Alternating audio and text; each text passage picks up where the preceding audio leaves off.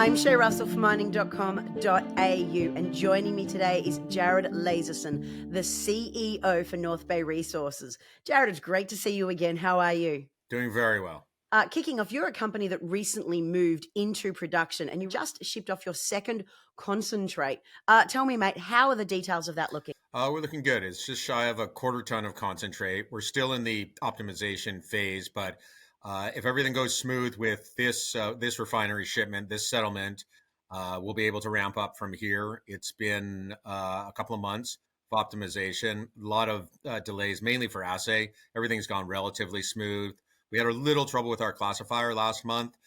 We had to replace the main arm and the articulator, but as the nature of ramp up is, not a big deal. We've gotten through that, and everything is running well, and the proof's in the pudding. So we should see what happens with this settlement. We'll know. We'll have our assays back from ALS within the next few days. That'll result in settlement. Cash obviously is always nice, but if everything looks like it should, then we move to a serious ramp up here. Now, I wouldn't mind tapping into a conversation we had recently, and this is your new discovery at Fran. Are you working towards a mineral estimate at this project right now?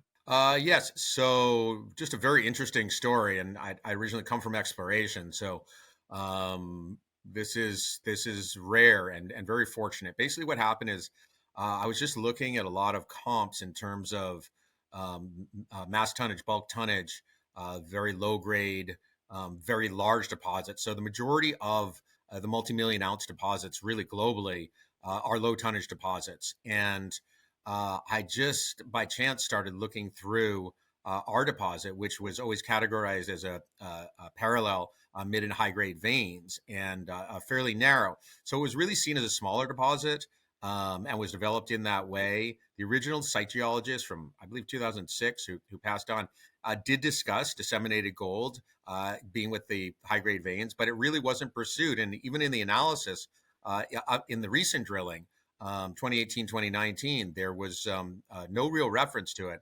I just happened to start going through the drill logs, and lo and behold, found large sections of 1 gram, 0.8 grams, numbers that are clearly economic at these gold levels and really comparative to nearby mass tonnage deposits such as Mount Milligan and Blackwater. Blackwater is fairly close, about 70 kilometers away from our gold deposit. Just came online in January and is now in excess of 11 million ounces, grading 0.8 grams per ton. Similar Mount Milligan, which we're basically contiguous to, 0.5 grams per ton gold and 0.2% copper. So there's comps in the area. Not sure why this wasn't part of the original model, but we're now pressing ahead. We reevaluated all the drill holes. There's 104 drill holes, about 18,000 meters of drilling. So plenty of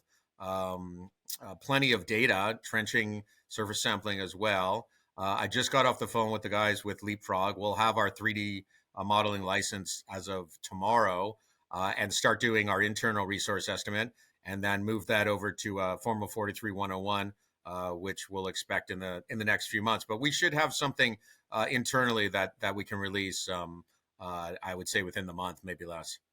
And finally, Jared, you're one of the few gold juniors with their own mill.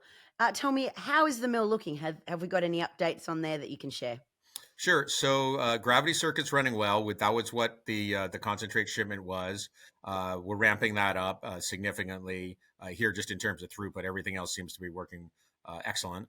And our flotation circuit really is the I don't want to say a second half. It's really kind of the next third in terms of scavenger recovery and fine gold recovery. So again, I just got off with the reagent suppliers.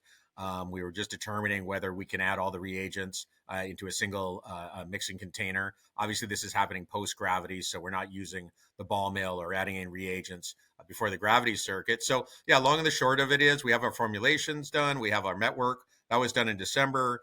Optimization is now underway, and we have really down to the nuts and bolts of how the Clarkson feeder is how we add the reagents, the packs, and the gold promoter and the frother. So we'll start that momentarily here, probably next week, and we should have some results on that early part of next month. And again, that the gravity's running at full bore, and now we'll bring the flotation on. And if everything meets up, our met work has gotten a 97% recovery between gravity and flotation. So we're looking for a high recovery. And again, our real focus is just going to be a ramp up here. Everything seems to be fairly linear. Everything's looking good. It's been months and months. These things just take time, but it looks like we're there. So things looking very good for the next few quarters. That's for sure. I am definitely looking forward to seeing your quarterlies report now that you are into production. Listen, Jared, thank you so much for being here today. Thank you for the update. Thank you.